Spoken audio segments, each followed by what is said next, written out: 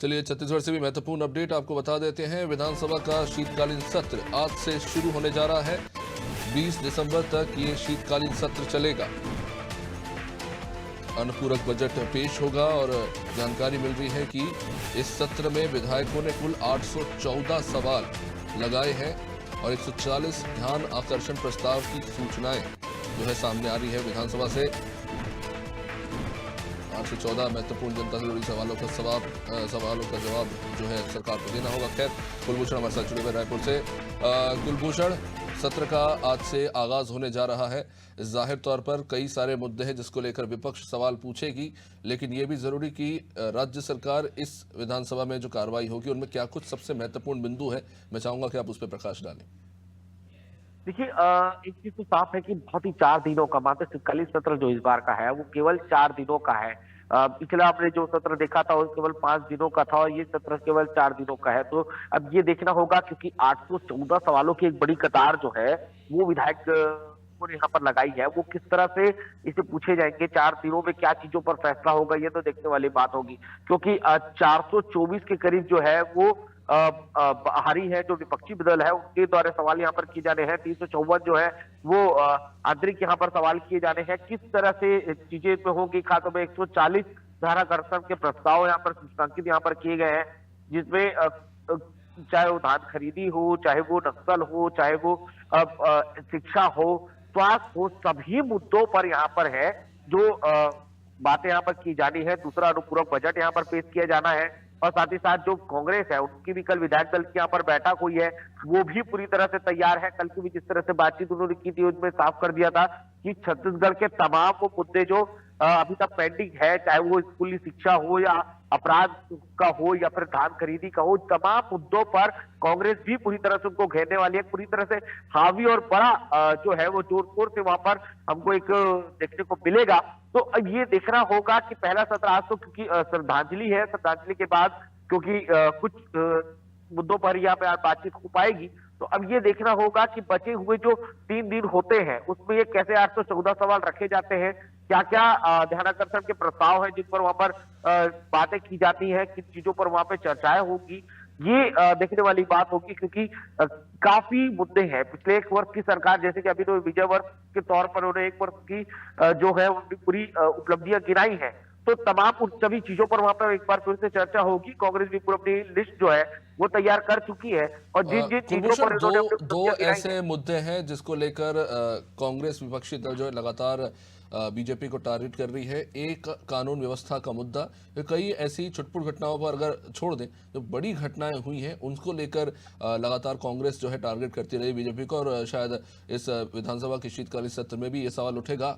और दूसरा है कर्ज इस प्रकार से लगातार लिया जा रहा है बीते 1 साल में। हालांकि जो जनहित की योजनाओं के नाम पर जो पैसा खर्च हुआ है उसकी बीजेपी जो है बात करती है, लेकिन कर्ज लगातार बढ़ रहा है और खतरनाक स्थिति में है। शायद कहने का ये कारण भी है कि विधानसभा का सत्र छोटा होते चला जा रहा है। कोई बड़ा मॉनेटरी पॉलिसी इंट्रोड्यूस नहीं किया जा रहा सरकार की तरफ से, क्योंकि खर्च करने के लिए पैसा बेहद सीमित है और कर्ज अत्यधिक है।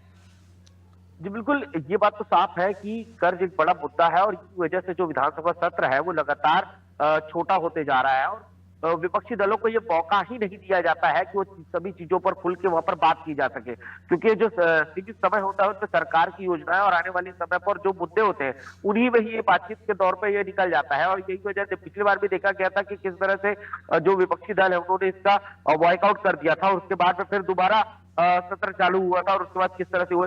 ये वित्त मंत्री से भी कर्ज के बारे में जब सवाल किया गया तो ओपी चौधरी ने क्लियर कहा था कि जितने भी कर्ज लिए जा रहे हैं वो छत्तीसगढ़ के विकास के लिए लिए जा रहा है, छत्तीसगढ़ की उपलब्धि के लिए यहाँ पर लिया जा रहा है।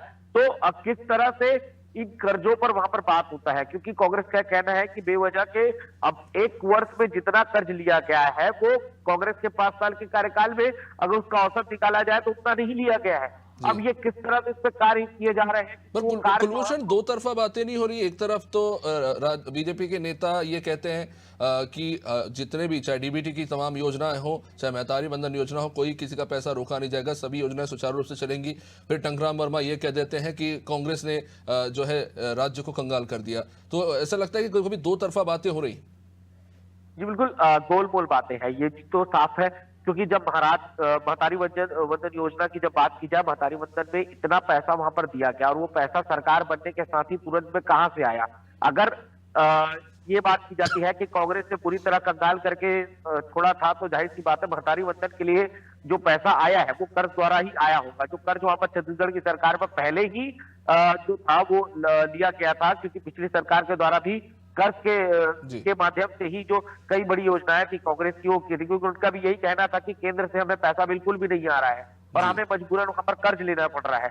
अब हाँ। चूंकि केंद्र से पैसा आ रहा है, उसके बावजूद वहां पर जो है डबल इंजन की सरकार है, उसके बावजूद अगर इतना कर्ज यहाँ पर लेना पड़ रहा है, तो ये देखने जी। वाली बात होगी कि किस तरह से भाजपा जो है अपनी पूरी घोषणाओं को, जो योजना उनकी जो थी, जो वादे उन्होंने किए थे, उनको पूरा करने के लिए वो कर्ज ले रही है, या छत्तीसगढ़ की भलाई के लिए कर्ज ले रही है।